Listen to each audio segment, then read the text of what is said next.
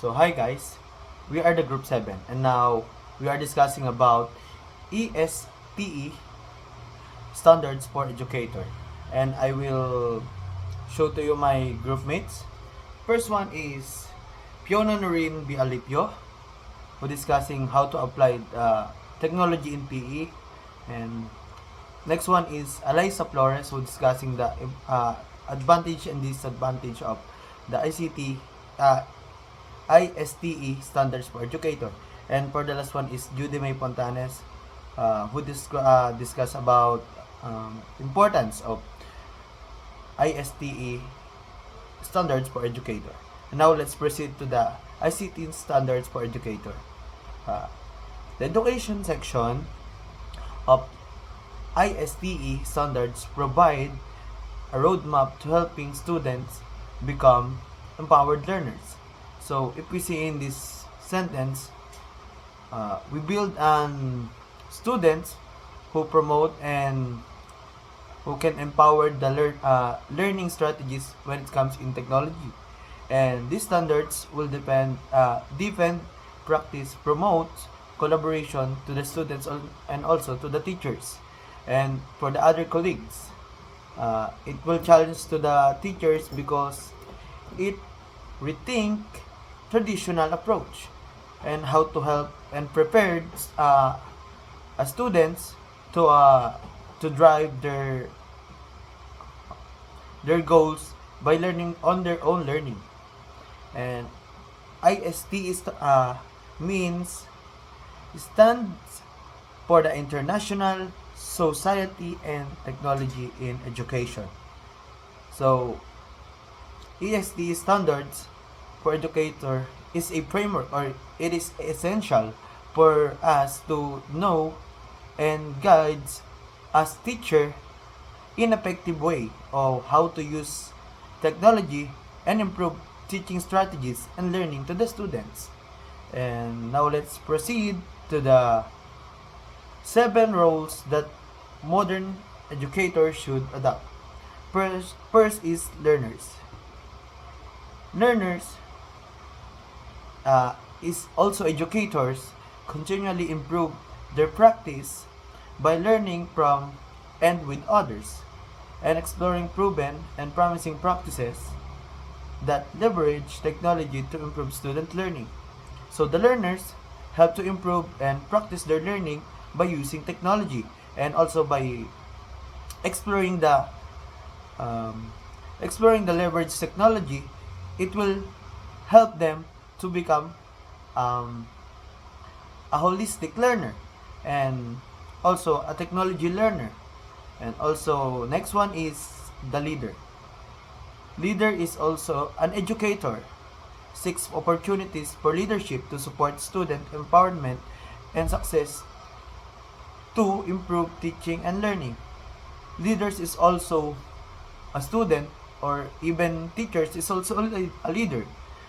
They are the guider, the supporter of the students to empower and success to improvement of teaching and learning of the students.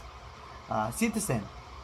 Citizen is educator inspired student to positively contribute and responsibly participate in a digital world. Citizen is a part of the community, or we us as a community people, we are the student to positively contribute and responsibly participate to all digital world, wherein technology becomes more accessible to all. And collaborators is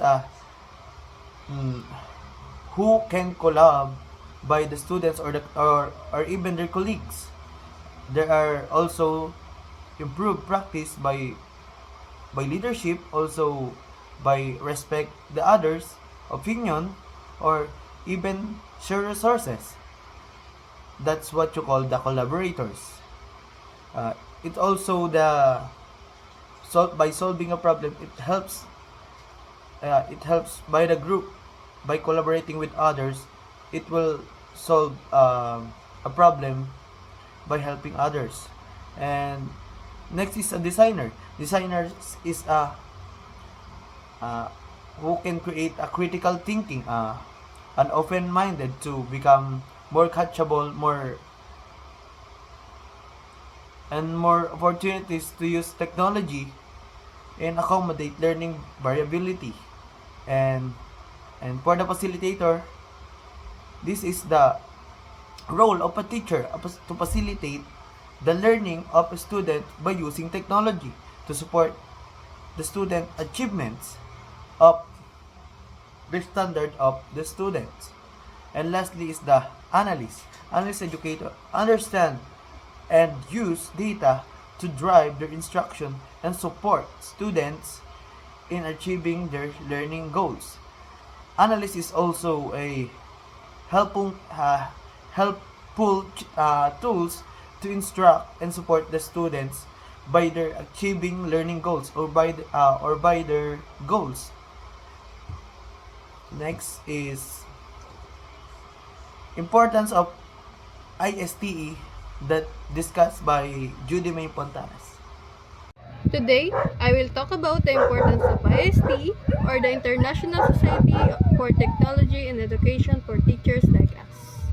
First, ISTE help us teach in a modern way. It gives ideas on how to use technology to make learning fun, interactive, and useful for today's world. Second, ISTE reminds teachers to keep learning. As time changes, we also need to grow and learn new ways to teach, especially with the use of technology.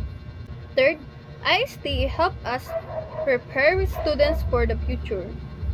Many jobs now use technology. With ISTE, we can teach students how to use digital tools the right way and helps them gain skills they will need in real life.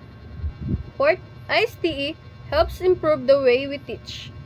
It guides us in choosing the right digital tools to make lessons easier to understand and more enjoyable for students. Lastly, ISTE supports student-centered learning. This means students are more active in learning, not just listening. They can explore, ask questions, and use technology to discover new things. So, ISTE is very helpful for teachers. It helps us teach better, grow as professionals, and prepare students for a world full of technology. The advantages and disadvantages of using ISTE for educators. These are the advantages. First, encourages innovative teaching using technology. The ISTE standards are built around the idea of integrating technology meaningfully into a curriculum. They move beyond simple use of tools like slideshow presentation to promoting technology for higher order thinking, problem solving, and creative projects. Next is foster collaboration and creativity. The standard emphasizes a shift from traditional teaching-centered instruction to student-driven, collaborative, and creative learning experiences. They encourage educators to design projects where students work together, share ideas, and create new digital content. Next is helps teacher become digitally literate and adapt to new trends. The ISTE standards provide a framework for professional development.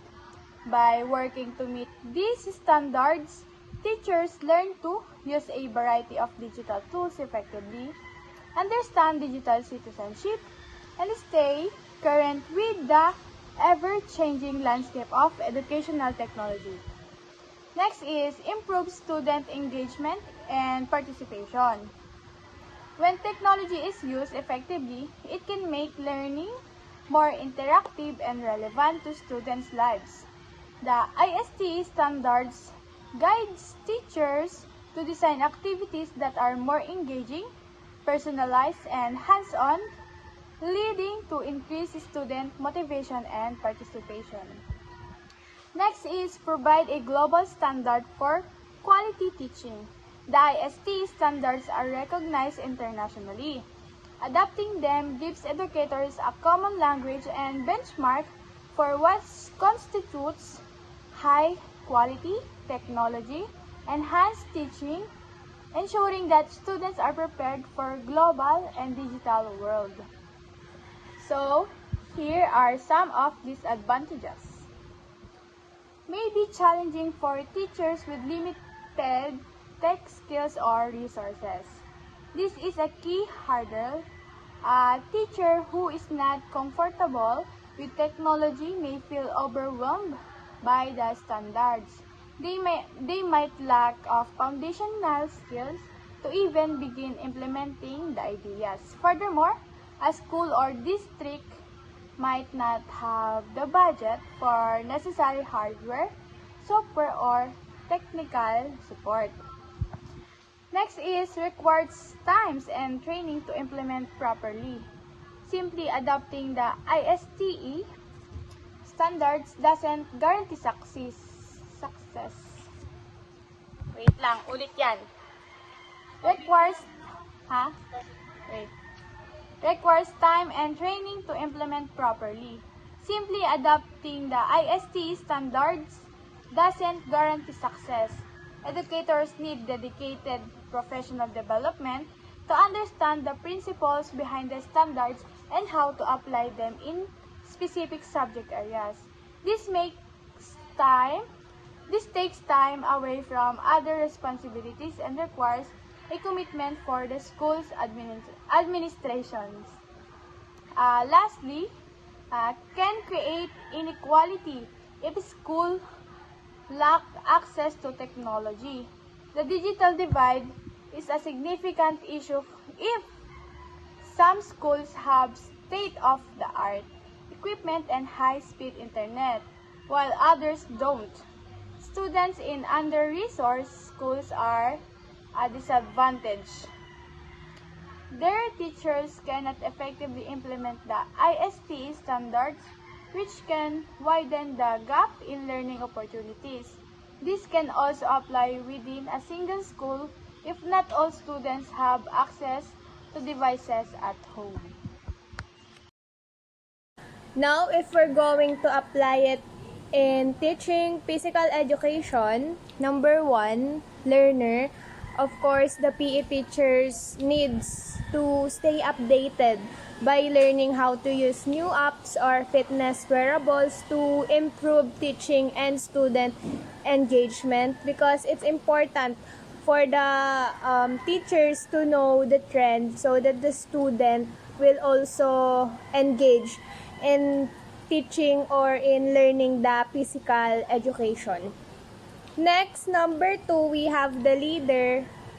They promote the use of digital health tools and online PE platforms in schools to enhance physical education programs, because leaders have their platforms, they influence their members to use digital health tools, since technology nowadays is very useful and it is important that we use it in a positive way.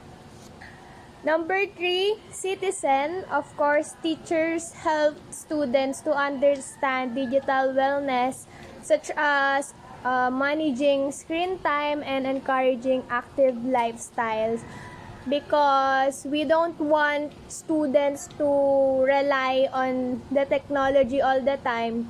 It is important that they manage their own screen time, and it is important to encourage them to do active lifestyles than to use technology all the time. Number four, we have the collaborator. They work with fellow educators or online communities to share and discover useful PE resources and strategies. And they work to enhance the use of technology in using them in physical educator to share their resources and strategies. Next, we have the designer. They design personalized and interactive fitness plans using digital tools that match students' needs and goals. Um, they help students to know what the fitness programs or fitness plans that they're capable of, because not every student is capable in complex fitness activities, and every student is unique, so it's important that they know how to plan, and the designer, they help and they design personalized and of course interactive fitness plan. Next, we have the facilitator. They use videos, virtual workouts, and fitness games to support and enhance the learning experience in PE. With the use of videos and virtual workouts, they enhance the students and learning experience in PE that is more interactive and more enhanced. Next, we have the analysts. The teachers track and assess students' progress using fitness apps or digital portfolios to guide improvement and feedback. So it's important that we track, we guide, and we manage the students' progress. With the use of fitness apps, that is important for the teachers to know what's new, what's helpful applications to use in PE, since most of the students have access to it. Example, a PE teacher uses Google Fit or heart rate monitor apps to track students' activity levels and help them set personal fitness goals, aligning with the ISTE standard of being a facilitator and analyst. That's why it's important for them to know what's the trends or what's new, and encourage themselves to appreciate the technology and use it in a positive way, or use it to make their work more hands-on.